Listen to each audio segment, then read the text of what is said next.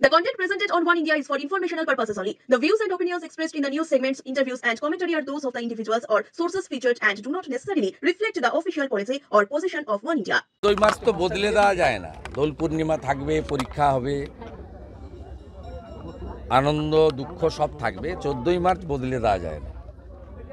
বর্ষতা বিরোধী সংগ্রামের একটি ঐতিহাসিক দিন এবং শাসক সংবিধান রক্ষা করার পরিবর্তে যেভাবে তার ক্যাডার এবং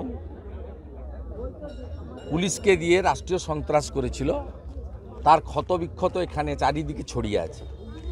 এবং 14ই মার্চের পরের দিন 15ই মার্চ একটা পুরো গ্রামে, পুরুষশূন্য গ্রামে সব মহিলাকে অত্যাচার করা হয়েছিল শারীরিকভাবে। আমরা এই দিনটা পালন করি এবং শ্রদ্ধা জানাই। আন্দোলনের সঙ্গে যারা ছিলেন তারা যে দলই করুন না কেন তাদেরকেও অনুরোধ করি, আমরা জানাই যে আসুন সবাই মিলে করুন। আজকের দিনে রাজনীতির কোনো জায়গা নেই, কিন্তু শাসক বদলেছে, ব্যবস্থা বদলায়নি। 11-র আগেও যেভাবে নন্দীগ্রামের জনগণ মিথ্যা মামলায় জর্জরিত হতো, এখনও 3 মাসের বেশি চন্দন দাসেদের মতো, রাজকুমার মণ্ডলদের মতো অনেকেই, যে কোনো মৃত্যু দুঃখজনক।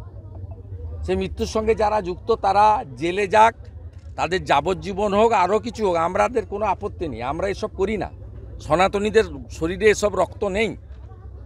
কিন্তু এই যে ভোটার লিস্ট ধরে ধরে সিপিএম যা করতো, এখানে এখনও সেই ব্যবস্থা চলছে। প্রায় 400-র বেশি মামলা নন্দীগ্রামে মূলত হিন্দুদের উপরে হয়েছে।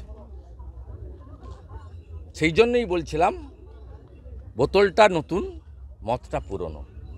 আর অত্যন্ত পরিতাপের বিষয় যে শহীদদের উপরে দাঁড়িয়ে সিঙ্গুর তো ফ্লপ আন্দোলন, টাটাকে তাড়ানোটা কোনো আন্দোলন নয়, কারোর সমর্থন ছিল না, আমরাও যুক্ত হইনি। নন্দীগ্রামে যেটা হয়েছে তার সুফল বর্তমান শাসকরা পেয়েছে। তারা ফুলে ফেপে ঢোল হয়েছে, আর্থিক সম্পত্তি বেড়েছে, তাদের গায়ের, তাদের সব কিছুতেই জৌলসের বৃদ্ধি ঘটেছে, সম্পদ থেকে শুরু করে বৈভব। নন্দীগ্রামের মিসিং পরিবারদের যেমন অভয়া আজকে ডেথ সার্টিফিকেট পাচ্ছে না 8 মাস ধরে, বোন অভয়া। নন্দীগ্রামে 7 বছর পেরিয়ে যাওয়ার পরে যে কোনো মিসিং লোককে ডেথ ডিক্লেয়ার করার নিয়ম আছে ভারতবর্ষের আইনে। আগে সিআরপিসি, বর্তমান বিএনএসএ, কিন্তু আমাদের হাইকোর্ট করে তাদের আদায় করে দিতে হয়েছে। এগুলো না হলেই ভালো হতো। সব কথা 21-এর আগেও বলেছে, মানুষ তার উত্তর দিয়েছে, এবারেও মানুষ তার উত্তর দেবে, মানুষ তার উত্তর দেবে। আমি এই ধরনের অর্বাচীনদের কথা শহীদ মিনারে দাঁড়িয়ে বলতে চাই না। আজকে দোল পূর্ণিমায় এসব নাম মুখে আনলে ওটা শরীর অপবিত্র হবে।